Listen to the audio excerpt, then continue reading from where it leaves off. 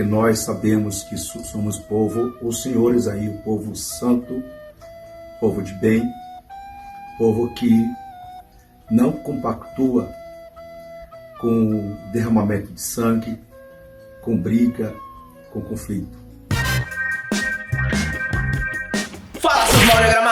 É inegável que o bolsonarismo é um movimento muito talentoso na criação de personagens densos e de difícil entendimento, espécie de Breaking Bad da política nacional. Foi essa ideologia que nos apresentou figuras que quase nos geram um derrame cerebral quando tentamos compreendê-las e que naturalmente fazem Saul Goodman e Walter White parecerem personagens bem triviais. Eu digo isso sem receio de parecer exagerado. Foi nesse governo que nós conhecemos Zé Trovão, líder fake dos caminhoneiros, que só comprovou que atua mesmo nessa área quando foi flagrado em uma foto com cocaína, haxixe e rebite. Outro grande personagem dessa temporada do Brasil é Padre Kelmon, falso líder religioso que anda por aí fazendo cospobre de Jorge Aragão. Temos ainda Oswaldo Eustáquio, paraplégico de alta performance que mexe as pernas com a mesma desenvoltura que Fred Astaire.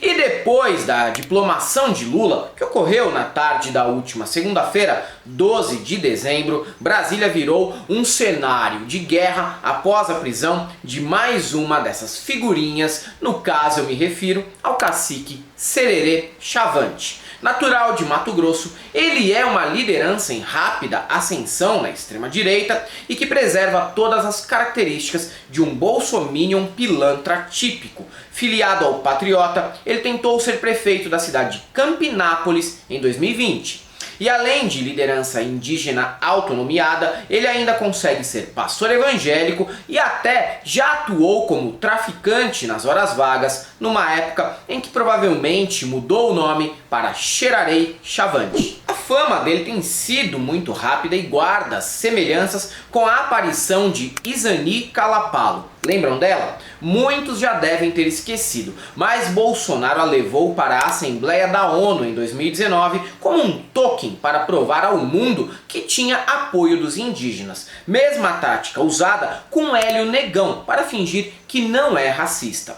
O problema é que bastava uma busca rápida nas redes de Izani e descobríamos que não passava de uma oportunista tentando ser famosa como blogueirinha com conteúdo sobre o tamanho da rola dos índios e por que ela não torceria para Arthur Aguiar no BBB. E claro, como quase todo mundo, ela foi descartada pelo Jair depois que perdeu a utilidade. Mas foi a prisão do cacique pastor Sererê Chavante que pode ter desencadeado uma noite de puro caos e terror em Brasília na última segunda-feira. A pedido da PGR, que já começa a despertar depois de 4 anos de sonolência profunda, ele foi mandado para a cadeia por insuflar atos antidemocráticos pela capital federal, se opor à posse de Lula e pedir a prisão do Xandão, um clássico das micaretas de patriotários. Após ele ser levado pela Polícia Federal a mando do STF, manifestantes começaram a queimar pneus, explodir botijões de gás, atear fogo em automóveis, invadir churrascarias e até entrar em confronto com policiais pelas ruas da capital federal. Que isso aconteceria era previsível. Nos últimos dias, os bolsominions avisaram que tocariam fogo no país se Lula fosse diplomado. Até eu sabia disso, mas a desinteligência da polícia do Distrito Federal parece não saber de nada ou apenas finge que isso não é responsabilidade dela. Afinal, não tinha ninguém ali com pinho-sol na mochila, não é mesmo? De acordo com a decisão do Supremo, Xerarei Chavante teria convocado pessoas armadas para impedir a posse de Lula. Lula não foi eleito! Lula, junto com a sua equipe da campanha eleitoral dessa presidencial, roubaram nossos votos. Cadê o voto do povo Chavante? Nós não podemos admitir que o Lula sobe na rampa. Em uma manifestação realizada no começo do mês no aeroporto de Brasília, ele entoava o seguinte canto: Se precisar, a gente acampa, mas o ladrão não sobe a rampa. Vai acampar sim, mas na cadeia. Situação que fez a esposa do cacique pastor chorar e ficar indignada com o tratamento concedido ao marido durante a prisão. O que minorias que se envolvem com o bolsonarismo precisam entender para ontem é o seguinte: na hora de achar bodes expiatórios, vocês sempre serão os primeiros a rodar. Nunca esqueçam disso. Mas se esquecerem também, eu não lamentarei. Isso não é da minha conta. A noite de terrorismo doméstico em Brasília, no entanto, foi colocada na conta de, adivinhem? Isso mesmo, do Lula e do PT. Bolsonaristas criaram a narrativa de que os atos foram promovidos por infiltrados que teriam sido enviados pelo novo governo para convencer a opinião pública de que os atos escalaram em violência e precisam acabar. Bom, se isso fosse verdade, a polícia não trataria tão bem os manifestantes, que no máximo receberam uma sprayzada de pimenta e foram chamados de patriotários por um PM que já não deve aguentar mais essa situação. O senhor tá fazendo o que aqui? O senhor tá fazendo o que aqui? Sobe, já aparece. Sai de perto, polícia mesmo. Bora. Olha aí, pessoal. Suma. Gás de pimenta na cara. Suma. Patriotário.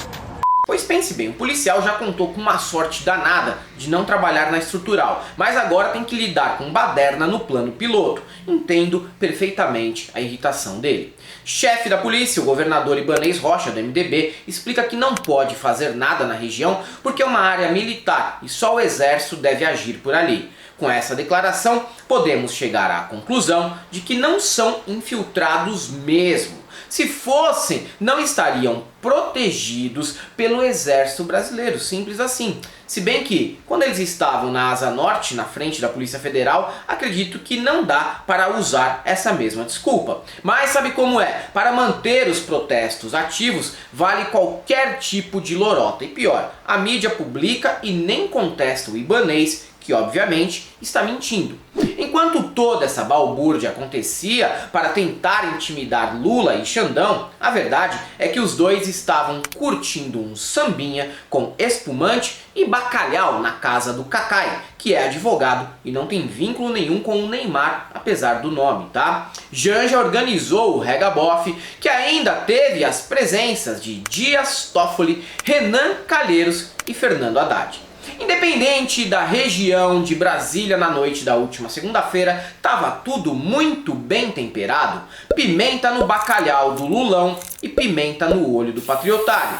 Vale lembrar que mesmo estando por lá, Xandão também estava vigiando e punindo, já que a ordem de prisão de Xerarei Chavante partiu dele. Mas o ministro merece essa pausa para o lazer no mesmo dia em que prometeu que cumprirá sim as prisões contra os golpistas durante a diplomação de Lula. Afinal de contas, hoje, 13 de dezembro, é aniversário de 54 anos do ministro, que em mais uma dessas ironias típicas do roteirista do Brasil, nasceu justamente na noite em que foi decretado o AI-5.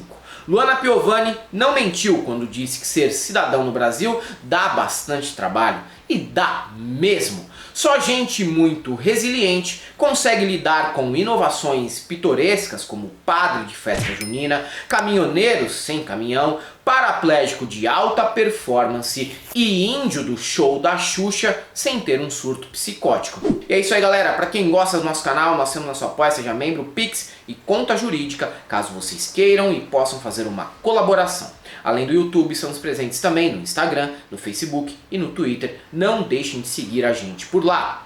E também temos novos modelos das nossas camisetas na El Cabriton e o nosso curso que está disponível no ICL, o Instituto Conhecimento Liberta. E para todos aqueles que achavam que o bolsonarismo não teria criatividade para gerar mais um personagem nefasto, só temos uma coisa para te dizer: não passarão.